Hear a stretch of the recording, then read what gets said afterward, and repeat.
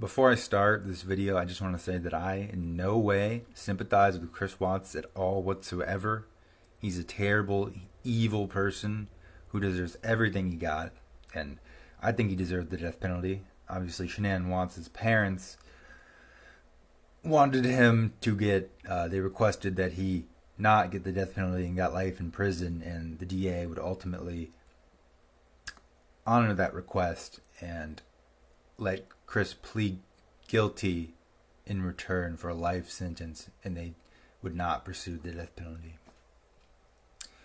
And I also wanted to say that Shannan Watts in no way whatsoever deserved to be murdered or hurt physically or even verbally.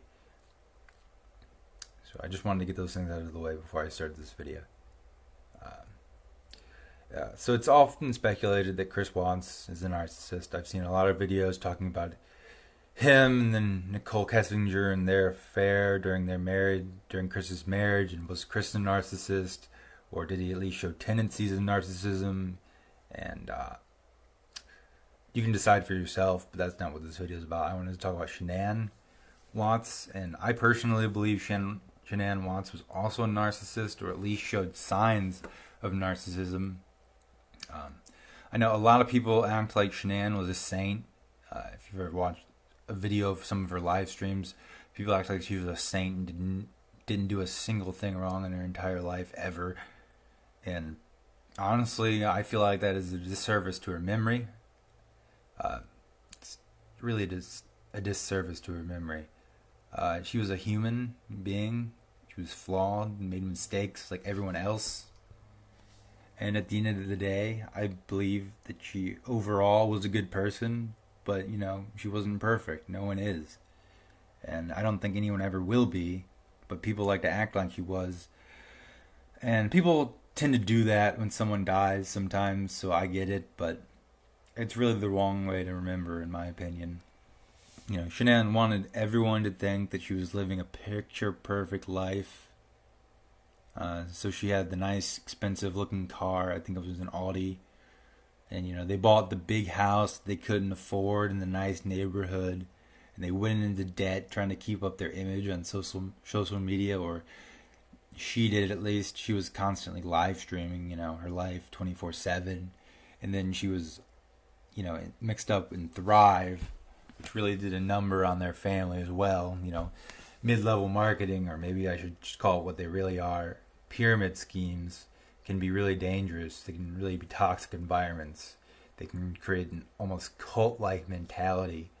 And when you're trying to sell those products, you have to really get behind them and believe in them yourself and act like you love this product. Even if you don't, you have to act like you do to get people to buy it. So that really changed a lot of the ways Shannan acted in her everyday life, even if it wasn't genuine. So Thrive, it was Thrive, the mid-level marketing company that she was a part of, combined with, I think, her social media addiction, made up for a bad combo. It made her feel the need to record every second of her life and keep up appearances. And you can really tell that Chris hated it. He didn't want to be a part of it. It just wasn't something that he was into. He wasn't comfortable with the constant live streaming and having to act like you're happy 24/7, that nothing's ever wrong. And, at the end of their marriage, they were in massive amounts of debt. It was just piling up, and they were even drawing from their 401k to keep on bills. So I don't know what they were going to do had that not happened, had Chris not murdered them. And I mean, if I know people always wonder, why didn't Chris just get a divorce? And I honestly still wonder that too. But had they gotten a divorce, it would have worsened their financial situation, which was already a terrible situation. They declared bankruptcy a few years prior already, and it still wasn't getting any better. So that would have really ruined them financially. And plus, they had Nico. She was 15 weeks pregnant with their son Nico, so that was going to add to their already mounting piles of debt. and an impending divorce that all made for a terrible combination financially. And really, the worst part of it is, the worst part of it is that Shannan, Nico, Bella, and Cece were murdered. But I really don't see any indication in Shannan Wance's live streams that she was trying to cut costs and save money. If none of this happened and Chris and Shannan stayed married and Nico was born, I think they still would have tried to live above their means in that house. I think they would have clung to that lifestyle and that image until the last possible second they could, before they finally admitted that their life was fake and that they couldn't afford any of the things that they had and that they weren't very successful. They just lived above their means and showed it all off on social media to paint a perfect picture of, the American family with the big house, white picket fence. And it's all really just a tragic situation, really. Shannan getting caught up with this need for approval and attention. She really cared way too much about what people thought of her. I get that. Everyone does care about what people think, or I'd say at least most people do. And I do too, but she went above and beyond. She cared way too much about what other people thought of her and her life and her family.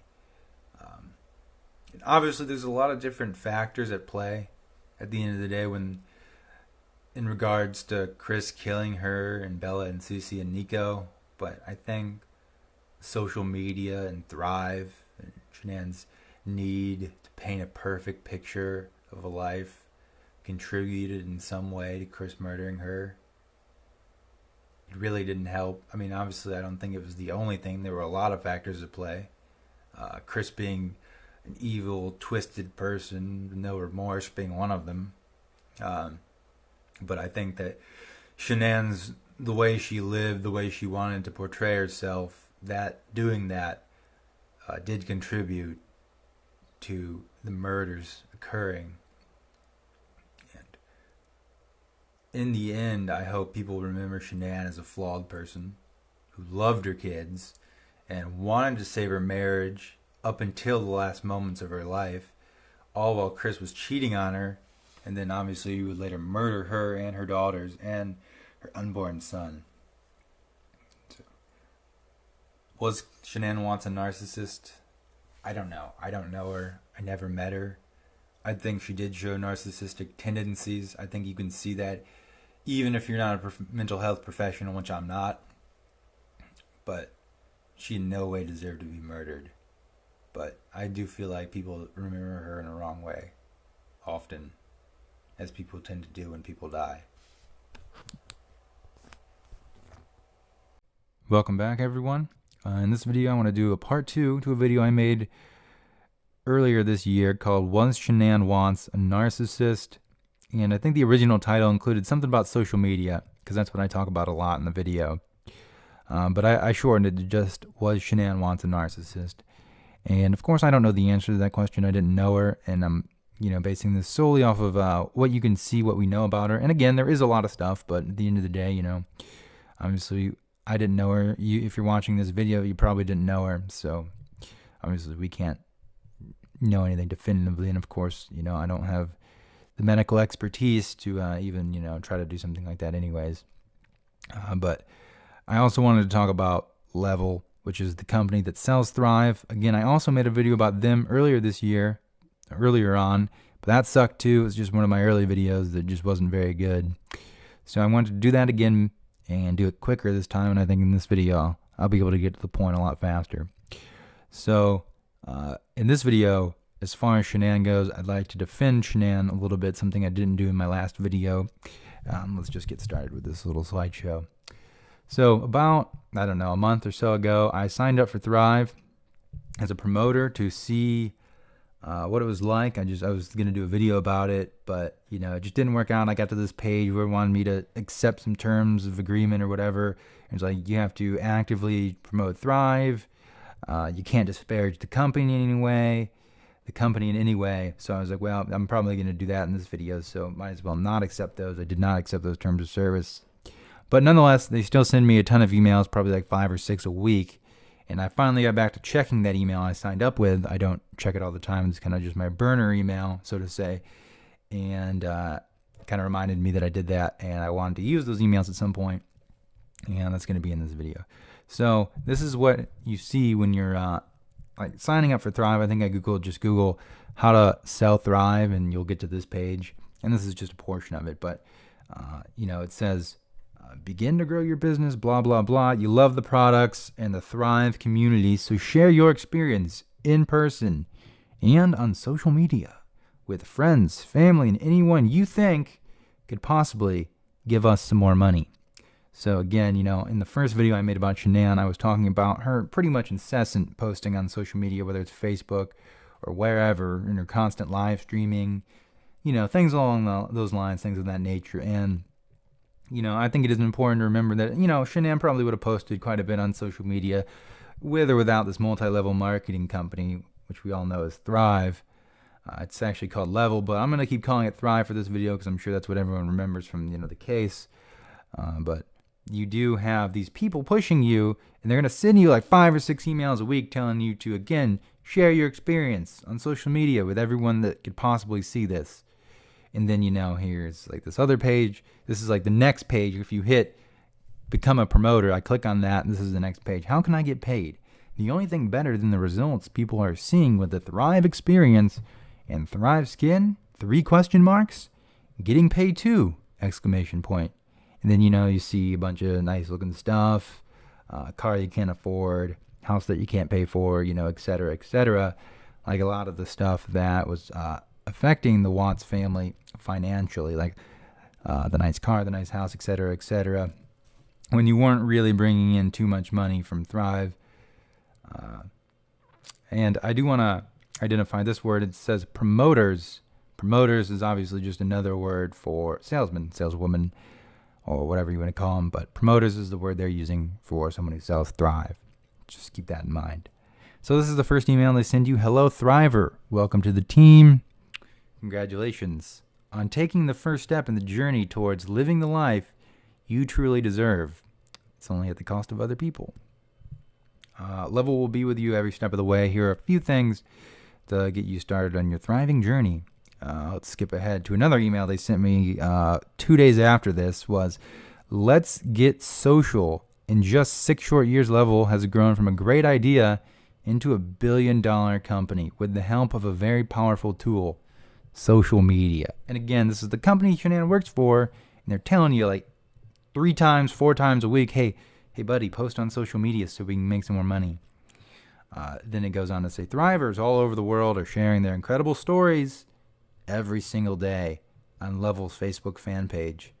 These powerful testimonials have gone viral and inspired millions to live happier, healthier lives. One of the best ways to share the Thrive experience is to share the stories of others from the Level Facebook fan page. So, got to keep sharing it on social media to make that money.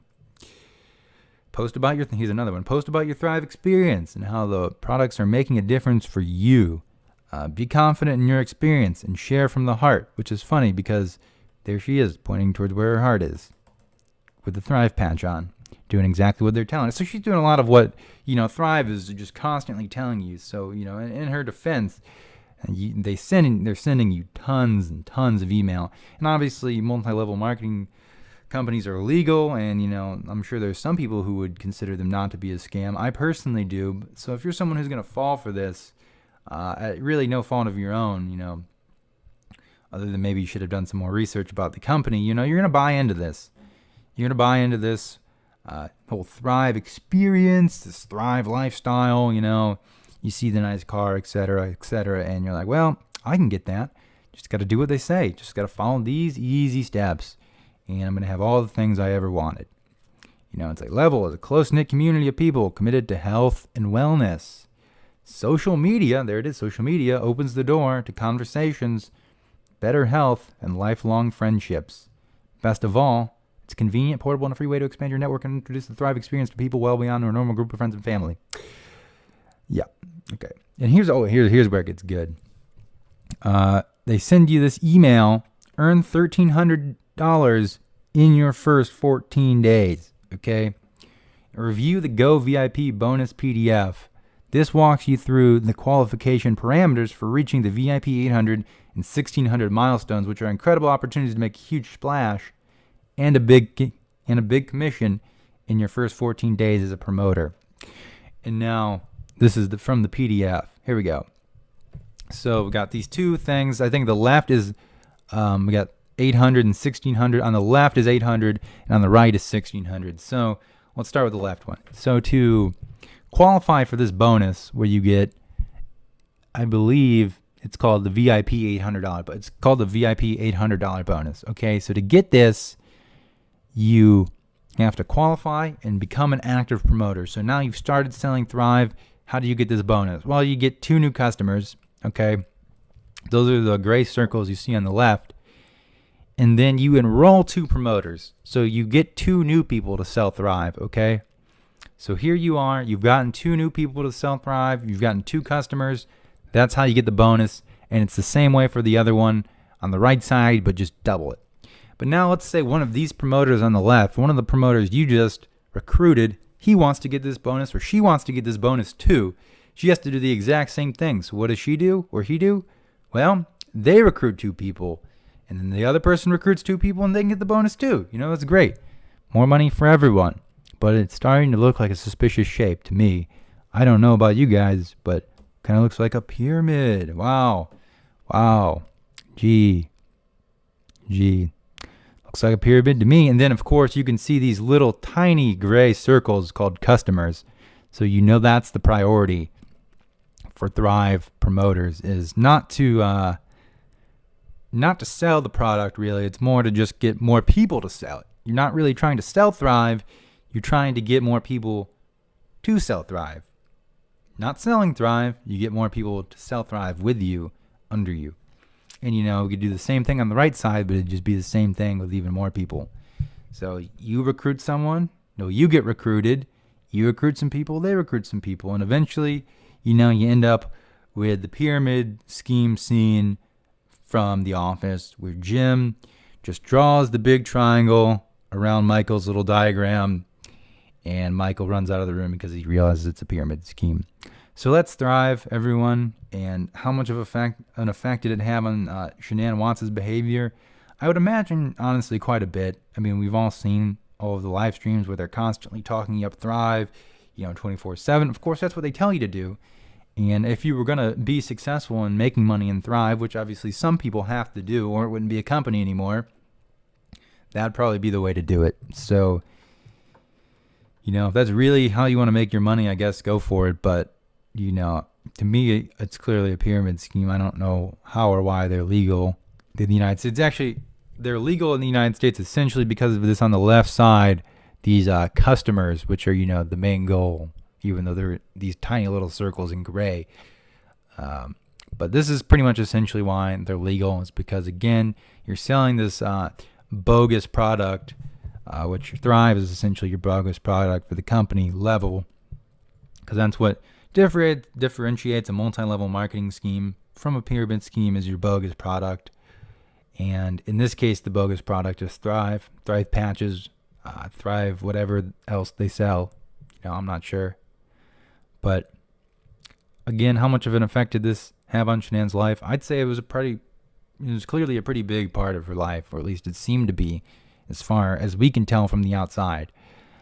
So this video is just kind of in her defense, because, you know, Thrive, I just got this like kind of cult-like mentality where they're just telling you, you know, follow these steps, post it on social media all the time, and, you know, you're gonna live this great life full of nice cars and big houses that you can definitely afford. So thanks for watching. I hope you enjoyed this video. Welcome back, everyone. So this is the last entry into a series that I never should have started, called Was Shannan Watts a Narcissist? And I came across this comment, and this is why I'm making this video. So you seem to have a real nice hate page for Shannan Watts here. I'd only just subscribed after watching your video about Chris Watts wanting out of prison, but I had unsubscribed after seeing this video and reading the comments. I made a mistake thinking this was something different. I know it's a comment section for people to express their opinions, but these aren't my type of people. I want nothing to do with a channel that doesn't mind if its subscribers victim bash. Perhaps if you had even tried to have at least a low tolerance of victim blaming or bashing, I would have gotten that. You can't control what people write, but you didn't even try. But most of them seem to think they can define their relationship with a few clips on social media. What about Shannan saying Chris wants was the love of her life and the best thing that ever happened to her? What about her desperately trying to save her marriage to the man she loves so much? None of those things define her. Your title was nasty, asking if she was a narcissist because she used social media as a platform to feed her family. FOH, I don't know what that stands for. I'm out. She didn't really feed her family from that because, Thrive didn't make any money because it doesn't. And that's a terrible way to make money. Multi-level marketing. If you're in that right now, you should get out of it. But anyways, yeah. So people just take things too far. I wanted to examine Shannan Watts' behavior on social media, what she was posting, and obviously people just take things too far in the comment sections, and they start, they really just start bashing her, and it just really gets out of control really easily. And I'm not gonna, police a comment section on YouTube in my free time. I'm just not gonna do that. I'm sorry. I don't care that much. But yeah, come on. Because I've seen the analytics. We're all adults here.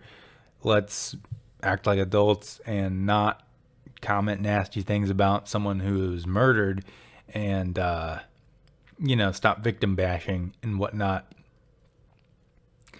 I don't really care what you say, to be honest, but let's not do this. All right. I don't know what to say. We're all adults. All right. We're all adults, or at least I thought we all were. At least that's what the analytics say we all are, but the comments say otherwise. Yeah, so let's try to all be adults about this case and, respect the victims of this case, all right? And I don't have the time to go around and, delete all these mean comments about Shannan. So, it's on you guys to, be adults about this case. And even if you don't like Shannan, to, voice that opinion, but voice that opinion in a way that is, respectful, to at least to a certain degree that you can post it on YouTube, because, there is just a general layer of censorship that YouTube has, kind of, that'll just take your comments down if you swear too much. So let's all try to be, nice in the comment sections, I guess. That's all I can ask for. I shouldn't have started these videos anyways. I'm not going to take them down because, I think it is a part of the case, but people take it too far in the comment section. So was Shannan Watts a narcissist? I don't know. We don't know. We were not capable of making that diagnosis. And obviously you can't do it on the internet. And I didn't know her. I don't know anyone who knew her. So, I don't know. I just wanted to examine her behavior on social media, but people take it way too far in the comments. And I would ask that, you just guys just leave the family alone.